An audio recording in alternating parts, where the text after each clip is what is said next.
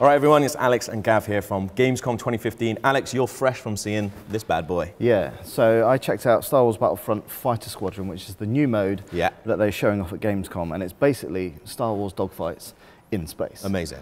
Actually, it's not in space. It's above the skies of Sullust, because I was chatting to Patrick Bark, who's the kind of the big cheese at DICE, and he was saying that people wanted dogfights, but really what they didn't want fights in space. They just wanted to fly an X-Wing and a TIE fighter, and that's exactly what you can do here.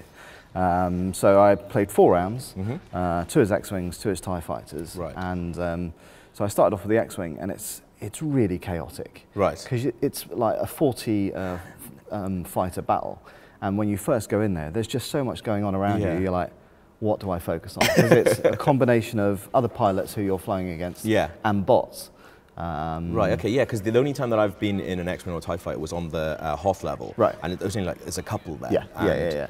It's sort of a little bit more manageable because you're like the daddy then, because you're just like, right, I'm going to control this fight. Whereas when there's so many of you, I can imagine it gets pretty mental. And so it took me at least a match to kind of get used to the controls, because a couple of things you need to know is that you can divert the power on your ships to either focus on firing, so you've got more power into the cannon, so you can fire for longer, or into speed, so you can fly faster, and you can do it on the fly, so you can change it all the time. So it works really, really well. Almost like a loadout then, really. Exactly. But you'd be changing it on the fly. Can you change it on the fly?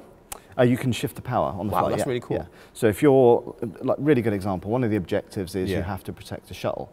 And if you respawn, the shuttle's miles away. So obviously put all of your power into your boost to get there as fast as possible. When you get near, switch it to blasters, and then you can keep firing for longer. That's really clever. So it works really, really well. I would be rubbish at like actually remembering to do that. It's like you don't. It doesn't punish you for not doing it. Like the ships are good enough without it. And then also the ships have kind of unique secondary kind of power-ups as well. So the X-Wing has proton torpedoes, as you would expect. You need to lock onto those, onto the TIE fighters.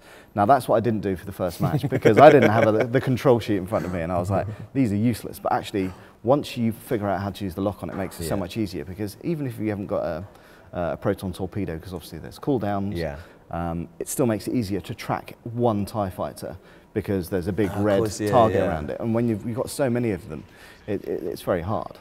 And then you also get shields. So if you've got like somebody on your 6, then you can just power up shields. Awesome. And then additionally, there are evasive maneuvers. So if you've got a lock on from behind you, like you get somebody over the radio saying you're about to be shot, so you can tap on the D-pad to either do like a roll to the side, or a kind of 180 turn to then attack them head on. Oh, cool, okay. So all ships can do that.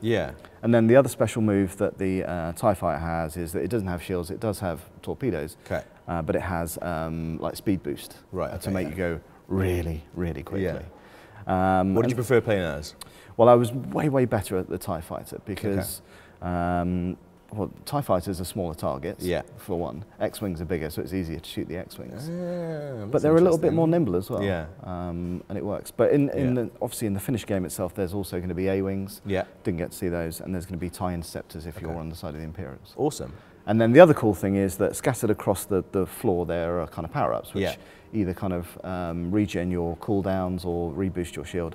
But then you can also fly the Millennium Falcon if you get a go there? I did, yes. Oh my god, awesome. So the power-up was hidden away underneath this kind of bridge. So you had to do some kind of demon flying to get to it. Which you did? Which of course I did, Of course, yeah.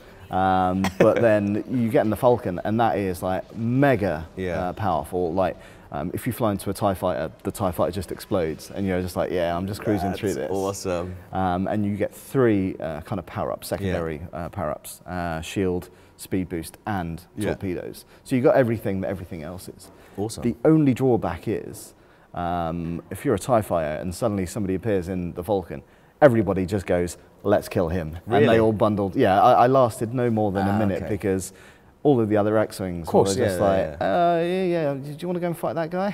That's what happened. But it's a lot of fun. It's a lot of fun. It sounds like fun, man. I really can't wait to play it, and it's coming out pretty soon, right? Like, it's coming out in November. I played a lot of the closed beta stuff with the kind of Hoth level and the co-op stuff as well. And it's a bit weird, because you go from Battlefront up until now has been a first-person shooter, third-person shooter. And so this kind of feels like a nice addition to the game, rather than a mode that I will play constantly. But I still enjoyed it. Yeah. Well, I'm excited for it. I'm sure you are too. And for everything else Star Wars Battlefront, keep it right here on IGN.